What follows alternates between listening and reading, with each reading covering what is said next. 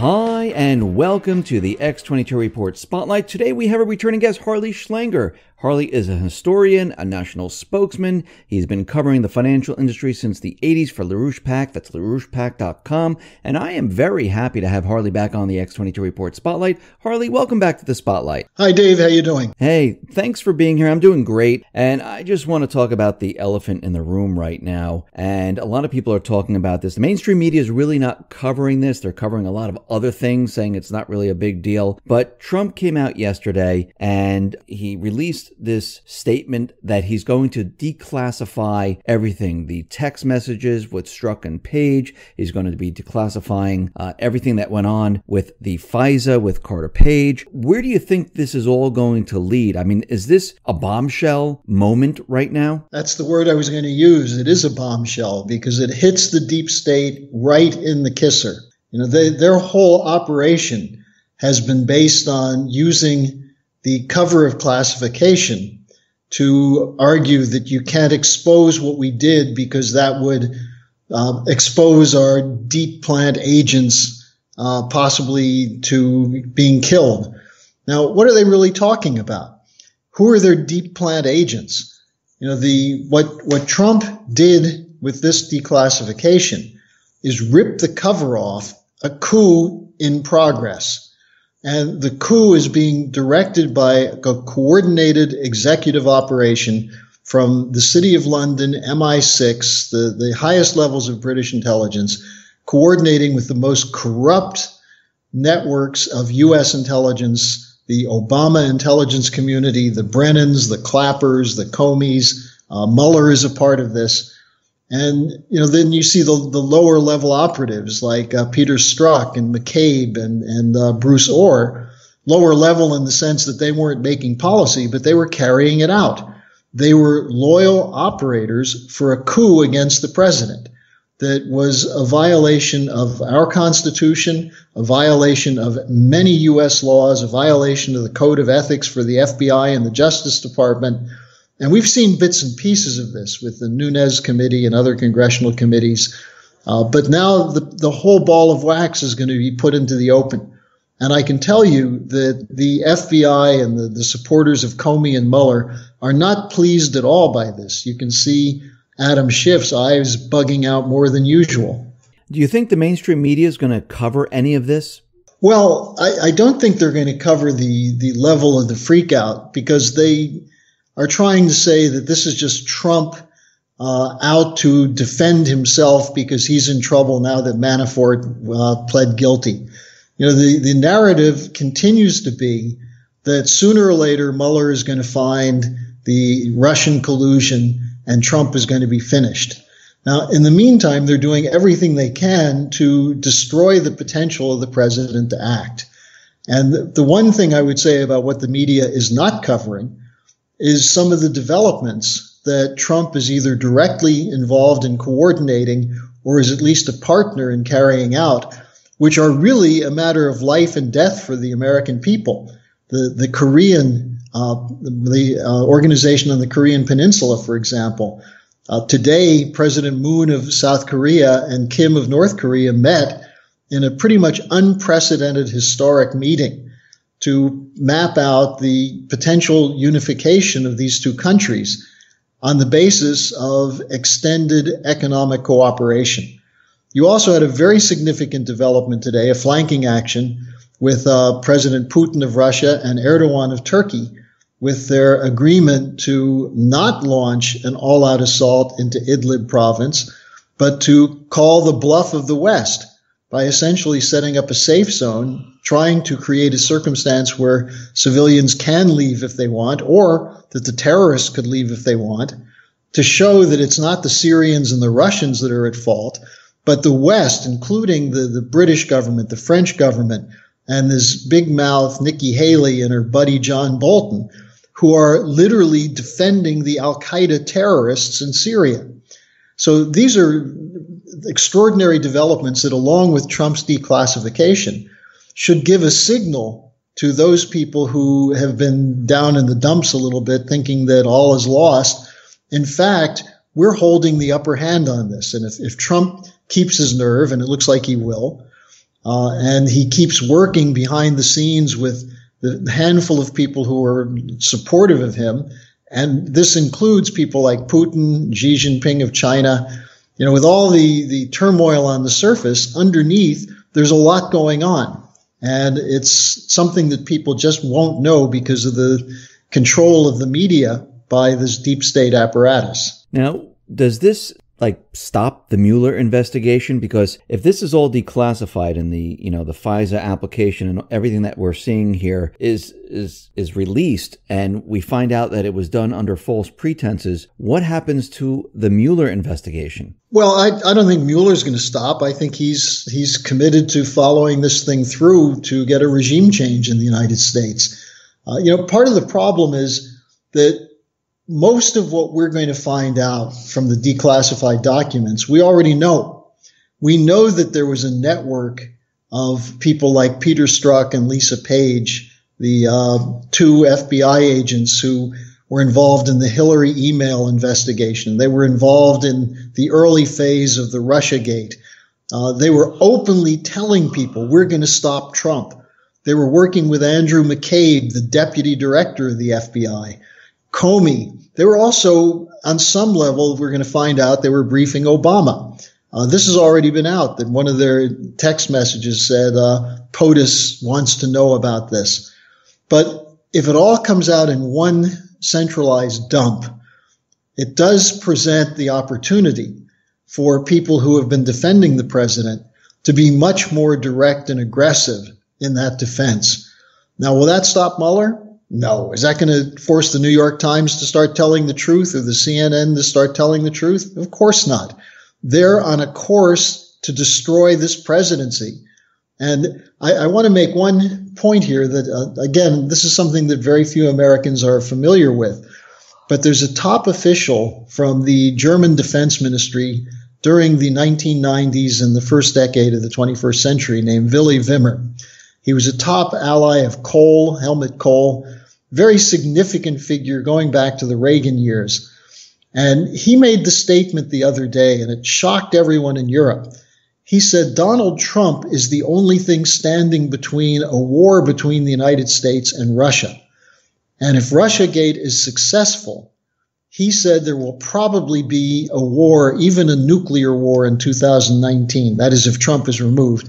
And almost at exactly the same time, Paul Craig Roberts, the former Treasury Department official under Reagan, made the same statement. So did those statements get out generally? Not really.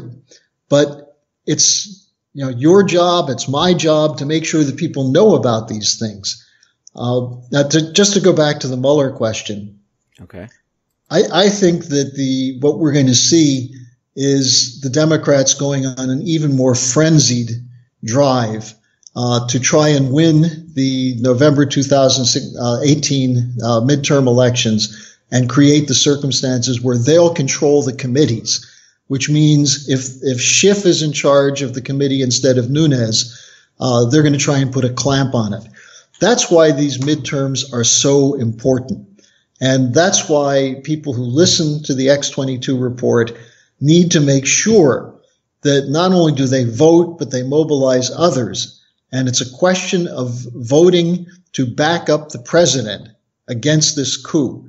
And if enough people do that, then even if the Democrats make some marginal gains, they're not going to be in a position to impeach the president. And it will stiffen the spine of some of these gutless Republicans who have been unwilling to step forward and really back up the president. And you mentioned impeachment. I just want to go down this path for a sec. I mean, Maxine Waters is out there, and she's pushing impeachment like there's no tomorrow. I mean, she's screaming and yelling that we need to knock off the president. And then once he's gone, knock off the vice president. I mean, why are they pushing for impeachment so hard? Well, they're hysterical. I mean, Maxine Waters' mouth runs before her brain starts working.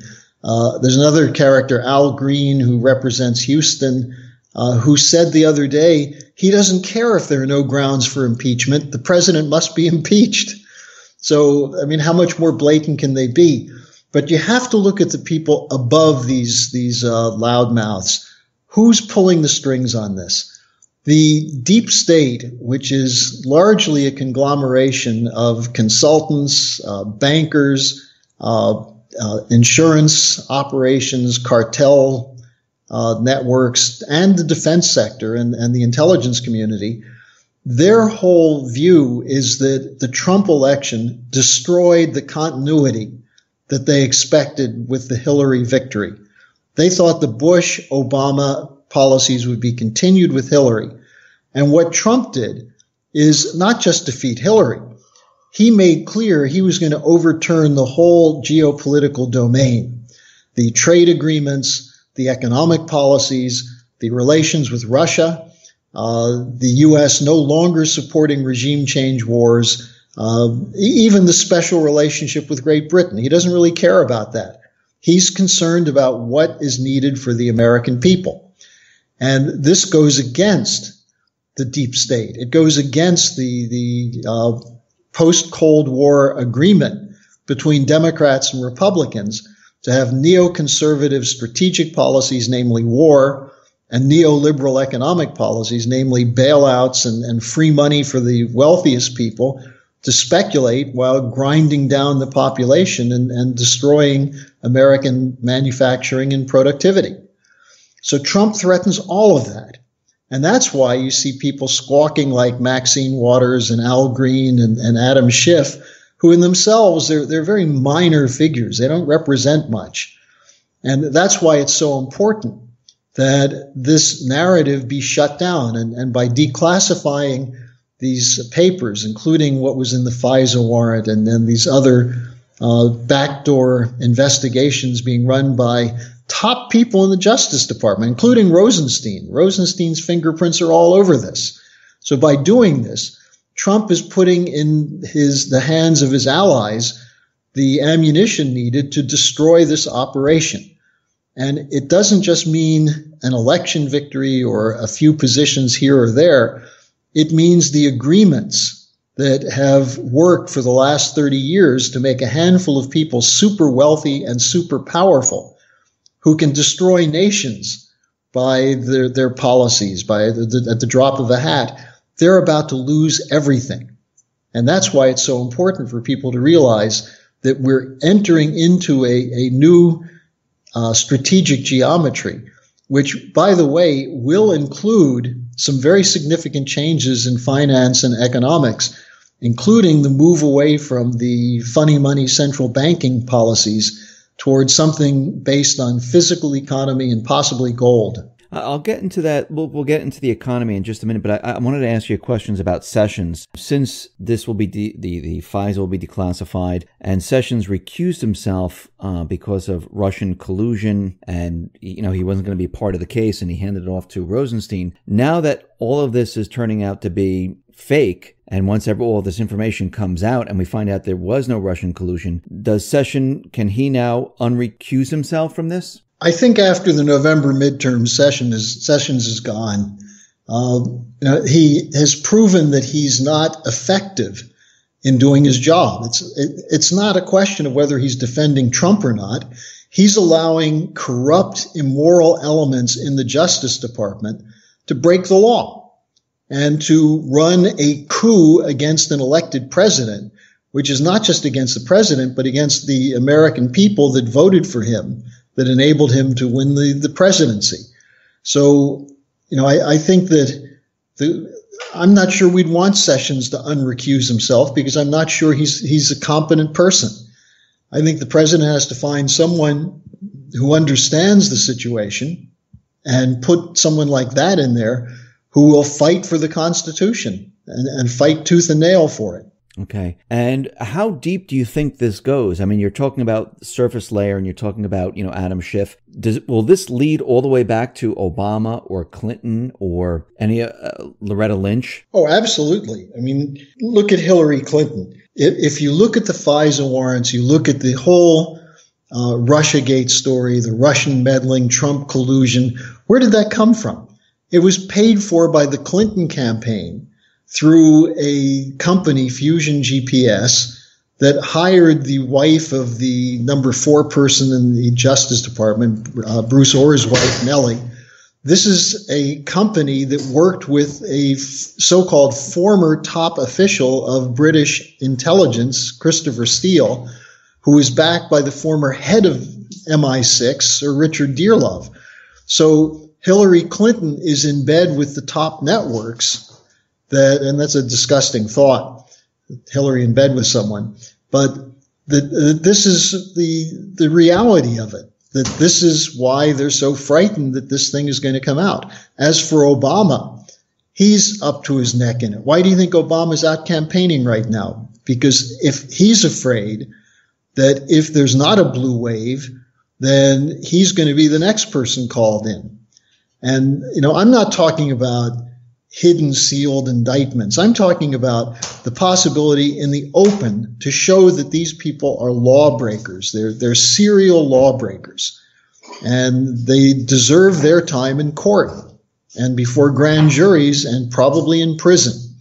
So that's what we're looking at here. And Obama's not safe. Hillary Clinton's not safe because they were all deeply involved in breaking the law to run a coup against the election. Do you think if the Republicans win the election, the midterms in November, do you think, like Obama, he's out there campaigning, Joe Biden, the rest of them, John Kerry, who's visited Iran many, many times, even though he's not part of the government, he's a civilian now. Do you think they are going to be on the run because they know that it's game over? I think they're already on the run. I think that's why Obama's on the campaign trail, and Hillary just wrote this completely insane editorial against Trump that I believe was in the Atlantic. They know what's at stake here. And, you look around the world, go outside of the United States for a moment. You look at the situation in Europe, where the European Union, as long as it continues to function as an arm of British banking, City of London banking, and Frankfurt being a part of that City of London, the German government's not going to survive. Macron in France, his popularity has fallen through the floor. You've got governments in Italy and in Austria that are moving to break with some of the European Union policies, including ending sanctions on Russia. So, there's a global insurgency that's taken on the network that gave us the Clintons, the Bushes, the Obamas, the Theresa Mays, the David Camerons, the Angela Merkels. This is a network which is on the run right now.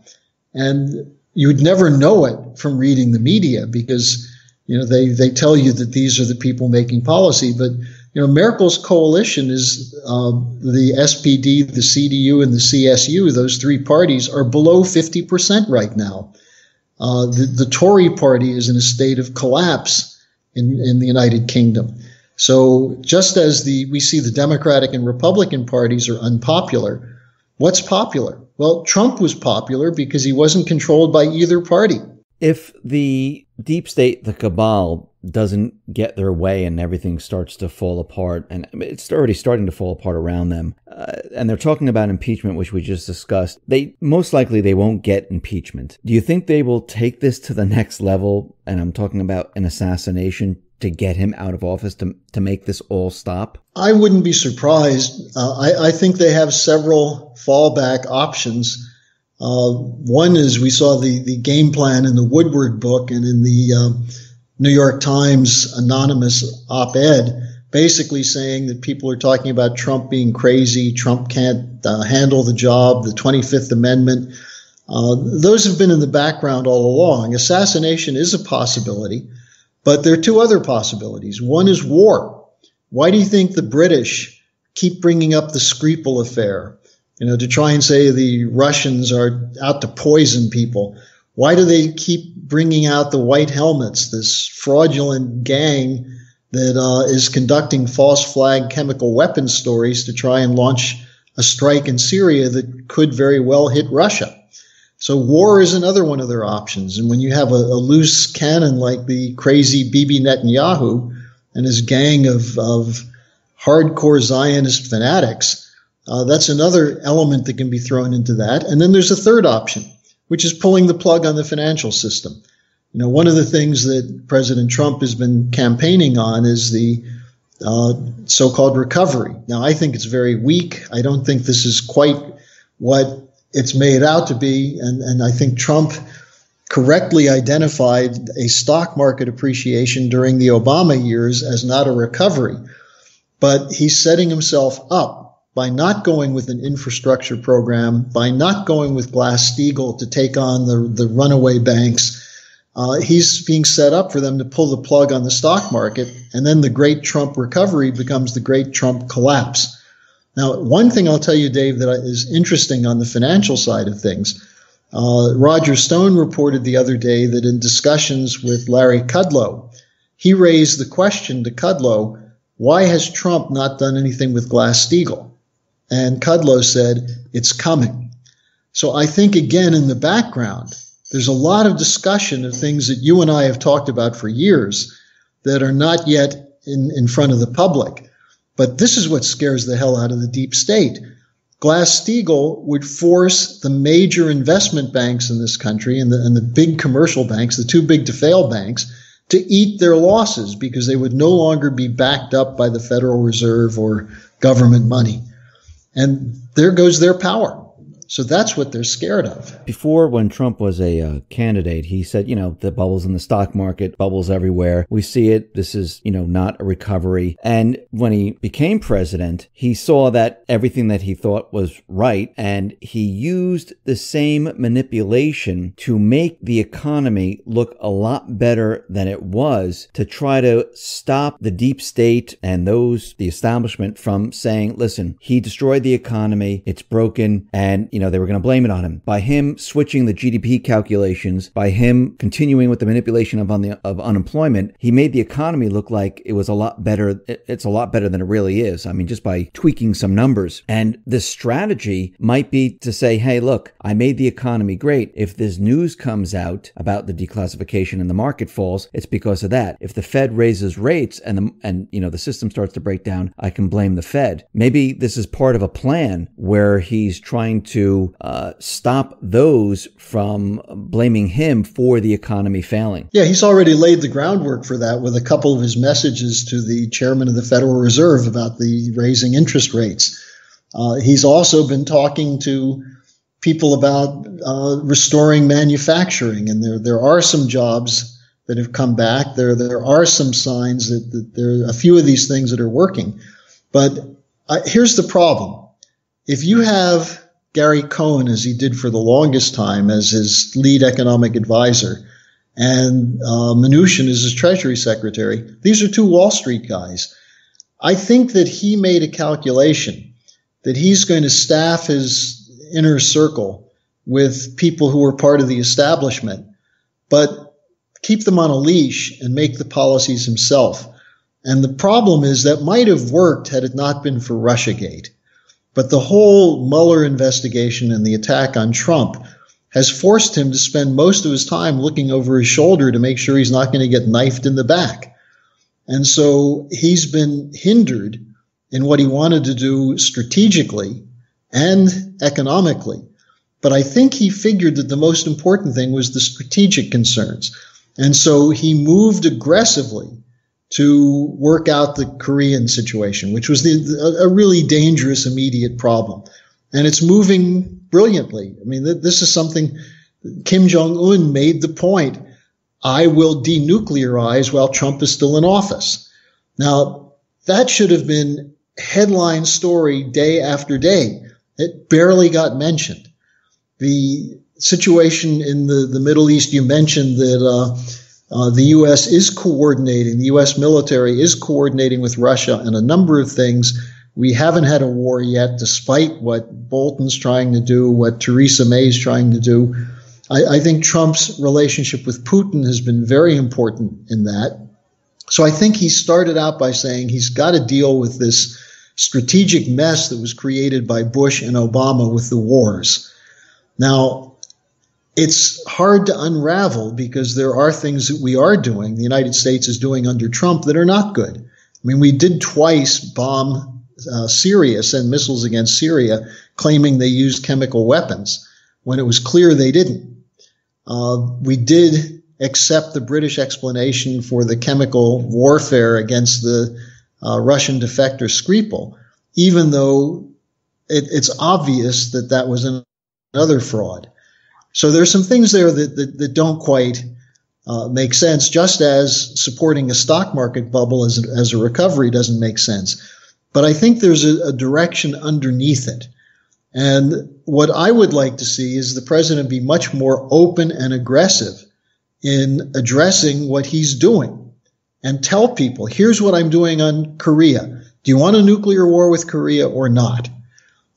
Here's what I'm doing on trade. Do you want to have American jobs come back? Do you want to have American industry or not? I think these are things. And finally, do we want to have a Justice Department and an FBI that thinks it has the right to overturn the vote of the American people or not? And I think by making these much more direct and powerful interventions, it will rally the base that elected him 2 years ago and turn back the so-called blue wave that the mass media is trying to promote. I mean, I agree with you. I mean, this is not a perfect situation where he can stop everything from going on. Remember, the deep state, the cabal, they've been in power for such a long time. They had everything set up. And for him, within, 2 years, to tackle every single thing would be completely impossible to have it all, happen at once. Because first of all, in his administration, there are many deep state operatives still in there. He still has to get rid of them, has to, get them out. And the deep state has been, pushing their agenda in many parts of the world. And it's very difficult to stop everything. But I think the letters that are going back and forth between Kim Jong-un and Putin, where the corporate media can't get a hold of them, they can't really find out what they're talking about. I think this is being done on purpose. I think this is why he's not using email or electronic communications. I think there's an understanding of what is really happening, and they're communicating with each other and just maybe telling Russia, hold off, while we get through all of this. And, yes, the United States backed the Skripal poisoning, but I think you have to pick and choose your battles. I don't think you can do everything at once. It'd be completely impossible because the deep state is so entrenched in everything. It'd be completely impossible. I agree with you. You can't do everything at once. And you're dealing with, in a sense, on the bigger issues, we're dealing with things that go back to 1963 and the assassination of President Kennedy. And since Kennedy's assassination, we've had the economy taken over completely top down by Wall Street and the City of London, who have a different view of economics. The neoliberal view of economics is that you don't need manufacturing if you can get cheaper wages in other parts of the world. We don't need an American manufacturing base. We don't need infrastructure. It's a different conception. And their idea is that our nuclear might is what gives us the right to tell other nations what to do. That's the whole project for a new American century, the Wolfowitz, Rumsfeld, Cheney crowd that came in with Bush. And Obama was no different. Now, Trump doesn't buy into that. He wants to see America be the strongest country in the world, but not to dictate to other countries what they should do, but to work with them on common interests, and where there are disagreements, to discuss them, not to launch regime change wars. And so I think on the whole, for these 2 years, you have to give him somewhat of an incomplete, because he hasn't been able to do what he wanted to do. Because of why? Because of the coup. And that's not an excuse for Trump. I wish he would be more direct and aggressive in fighting it, and maybe firing someone like Mnuchin or John Bolton and saying, look, these aren't my policies, or Nikki Haley would be my choice for someone to fire.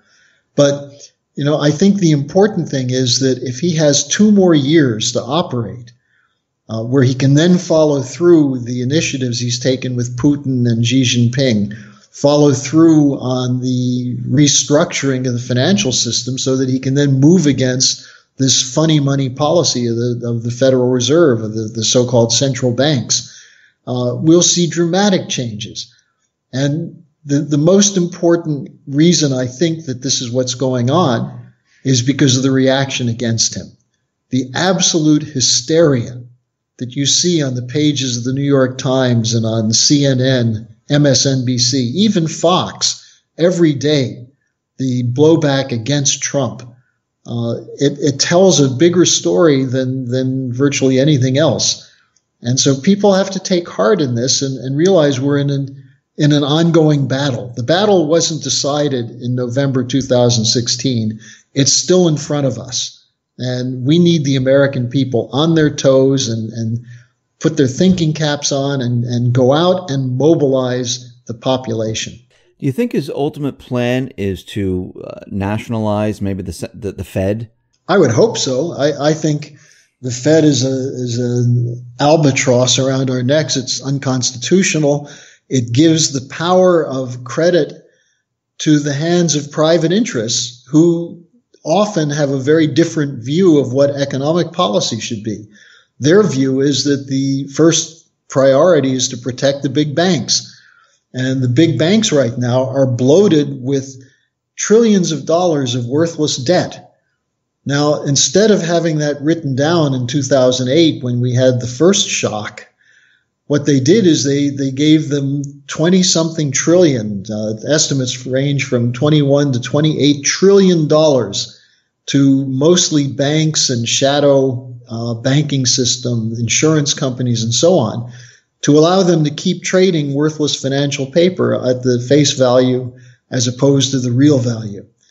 If Trump were to say we're going to end that, and one of the ways to do that would be with Glass-Steagall, to say if you're a commercial bank, fine, get rid of your investment banking side, get rid of your derivative debt, and we'll keep you in business. But if you're going to be an investment bank, you're going to have to price that debt at market value and eat the losses. That would destroy the power of the deep state. So I think that's how I think he should go. I don't know if he will do that, but I know enough about some of the discussions around him to know that he's deeply suspicious of the power that's been put in people like Ben Bernanke and Alan Greenspan and Timothy Geithner and the people who run the Federal Reserve.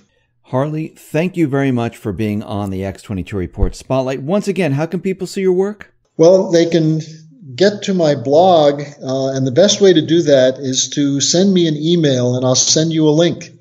And the email address is harleysch@gmail.com. It's harleysch@gmail. And just say you heard this on the X22 Report, and I've had ongoing communication with a lot of your listeners and subscribers, and find that you have a very thoughtful and proactive audience. So I encourage people to do that and get involved in the fight. Fantastic. Harley, once again, thank you very much for being on the X22 Report Spotlight. I really appreciate it.